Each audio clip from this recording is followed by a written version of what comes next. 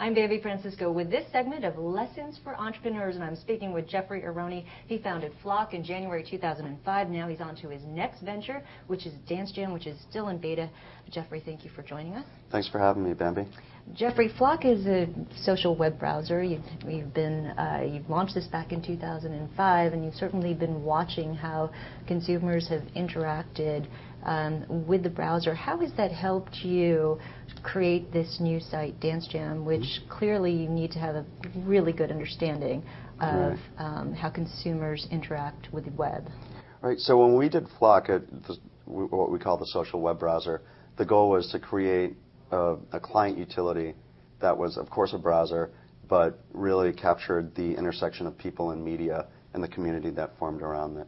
So in order to do that, we had to learn a lot about social media sites, or just media sites in general, as well as social networks. And what we did to get smart was actually talk to users, go to universities, go to shopping malls, people, waiters, waitresses, whoever would talk to us, quite frankly, both in and out of the demographic that we were targeting for the company.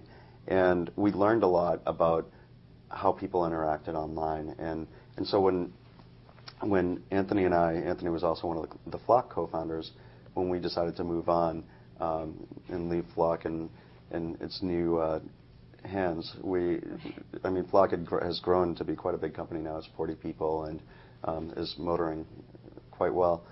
We decided that we wanted to create our own social media destination that really focused on some of the things that we learned. Okay. When you think about the experiences you've had building that business, what are 3 pieces of advice you can share with the entrepreneurial community at Vader?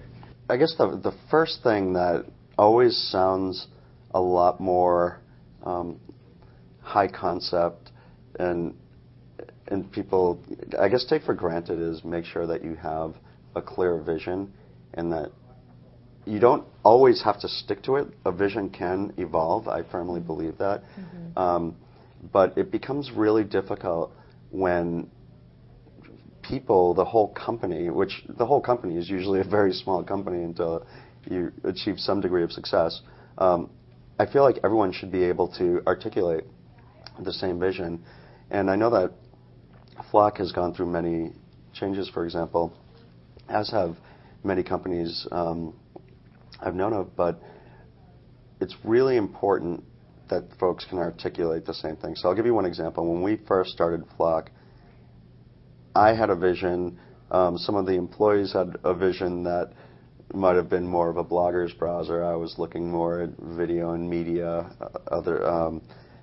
A lot of the early buzz around the company tended to be in the blogosphere. And some folks didn't necessarily think it was cool to be working with social networking yet. So this is a couple of years ago. And it was really difficult to get everyone aligned on whose problems we should solve.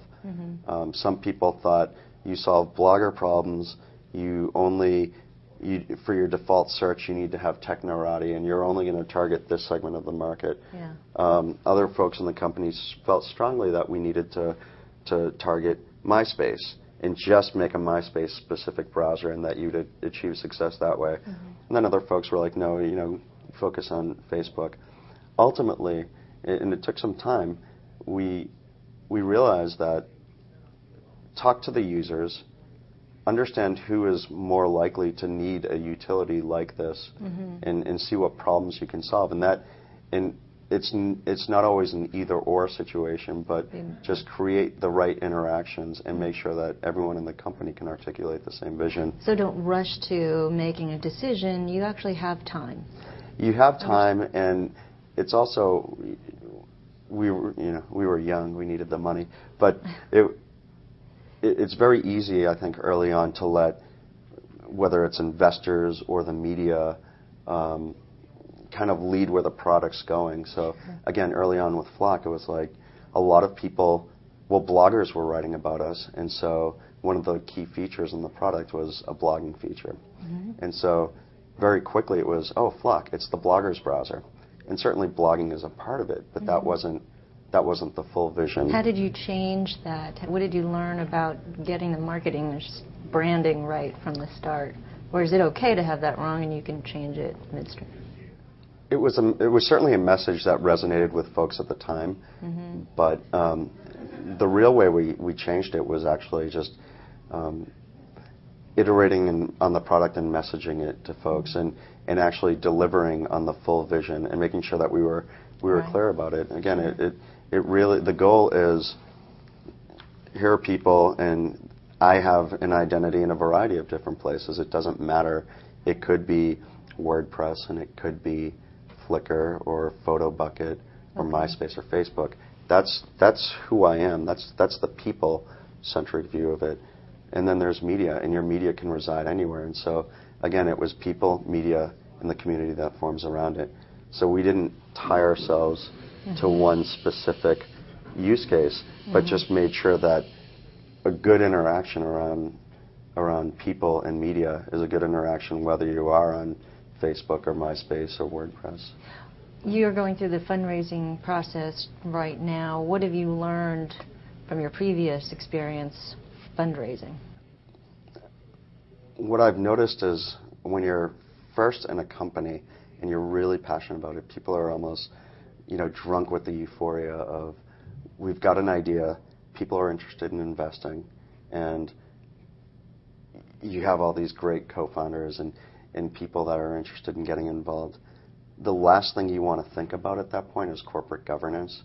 And I suspect a lot of folks don't necessarily bring this up when they give their advice, but when you start your company, it's so important to just think through at least one or two phases of financing and hiring, and it's a lot less painful to early on make sure that you allocate a certain percentage for fundraising, that you allocate a certain percentage of your company for unhired folks that you're going to add later on. Sure. And I would usually say keep 20%, because once you start raising, investors are going to want that allocation.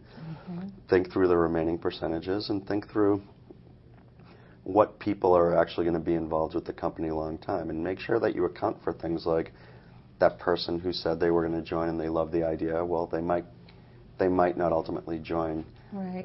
So it's very important to think through the next 6-12 months, because they go by very quickly, and it's 12 months into it, it's a lot more difficult to change. I do. But speaking of teams, you do have a great team to start off with, yourself and Anthony and Hammer. So thank you for sharing. Thank you very much. I've been speaking with Geoffrey Arone. He is the founder of Flock and co-founder of DanceJam. I'm Bambi Francisco.